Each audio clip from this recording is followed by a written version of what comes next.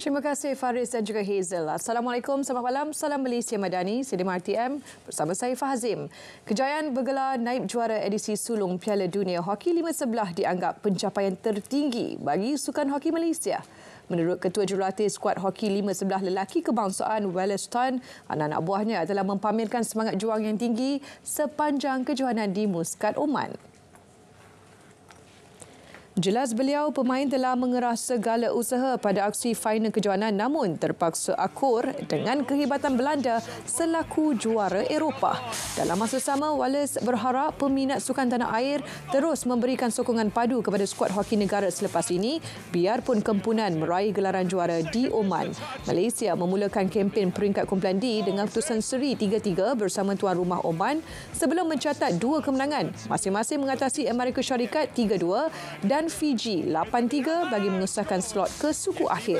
Skuad kebangsaan yang bergelar naib juara kumpulan D kemudian menumpaskan juara kumpulan C Trinidad dan Tobago 5-4 di peringkat suku akhir sebelum mengesahkan kemaraan ke final dengan mengatasi Poland 4-3 pada aksi separuh akhir. Terdahulu, hasrat Speedy Tigers untuk mencipta kejutan tidak kesampaian pada kejohanan di Oman apabila akur tewas 2-5 kepada gergasi hoki Belanda di pentas akhir. Skuad Hoban Gerald terlebih dahulu membuka jaringan menerusi Van der Drift Yannick seawal minit pertama. Namun, Muhammad Akimullah Anwar esok berjaya menyamakan kedudukan seminit kemudian. Belanda kembali di hadapan menerusi jaringan Rayenga Pipin pada minit ke-6 dan Yannick pada minit ke-13. Muhammad Firdaus Omar berjaya mengurangkan defisit gol kepada 2-3 selepas babak kedua bersambung. Namun dua gol Sander de Win dan Jamie Van Aert memastikan Belanda berjaya meraih gelaran juara edisi sulung. Tamat permainan, Belanda 5, Speedy Tigers 2. Sementara itu, kejayaan dilakar oleh skuad hoki lelaki 5 sebelah pada kejohanan di Oman turut mencuri perhatian Perdana Menteri Datuk Seri Anwar Ibrahim. Datuk Seri Anwar dalam hantaran di laman Facebook hari ini mengucapkan tahniah atas pencapaian dilakar skuad bimbingan Wallace Tan biarpun tumpas 2-5 menentang Belanda pada aksi final awal pagi tadi. Dalam masa sama, Perdana Menteri turut berharap agar skuad hoki negara terus mempamerkan kesungguhan dan aksi luar biasa dalam setiap kejohanan yang disertai selepas ini. Dalam pada itu, kabar gembira menanti skuad lelaki dan wanita negara dalam acara 5 sebelah apabila Kementerian Belia dan Sukan bakal menyediakan peruntukan kepada mereka tidak lama lagi.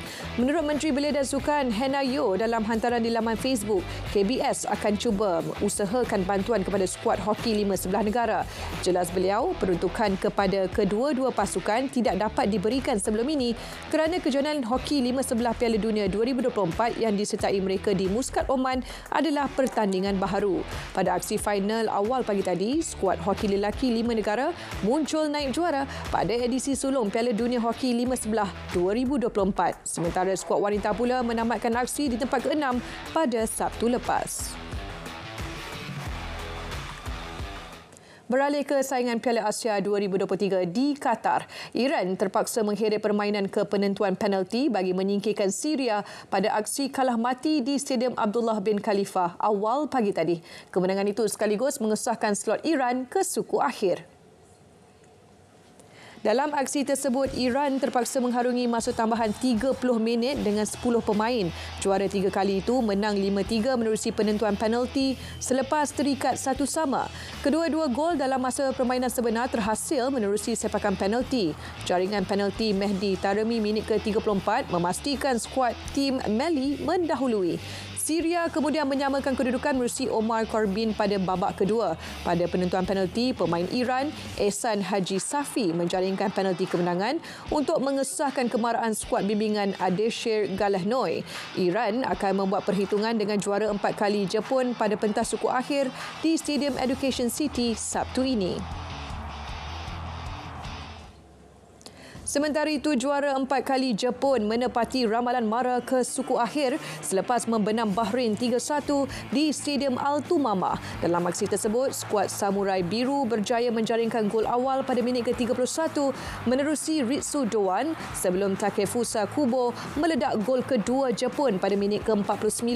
Bahrain berjaya mengurangkan defisit hasil gol sendiri pemain Jepun Ayase Ueda pada minit ke-64. Bagaimanapun, Ueda menebus kesilapan berkenaan apabila menjaringkan gol ketiga. Penyerang Feyenoord itu berjaya mengelirukan 3 pemain pertahanan Bahrain sebelum melepaskan sepakan kencang menewaskan penjaga gol Bahrain Ibrahim Lutfallah. Aksi Liga Perdana Inggeris. Liverpool meneruskan momentum kemenangan apabila meraih 3 mata penuh menentang Chelsea awal pagi tadi. Dalam aksi tersebut, The Reds menang dengan keputusan 4-1. Kemenangan itu membolehkan Liverpool kekal sebagai pendahulu dengan 51 mata selepas 22 perlawanan berlangsung. Dalam aksi yang berlangsung di Stadium Anfield menyaksikan 4 gol Liverpool dijaringkan oleh Diogo Jota, Conor Bradley, Dominic Szoboszlai serta Luis Diaz. Sementara gol tunggal Chelsea hanya mampu diraih menerusi Christopher Nkunku. Sekian Stadium RTM dan berita perdana dari Sungai ke Segara, Palestin pasti merdeka. Saya Fahazim, Malaysia Madani, 3 perpaduan penuhi harapan.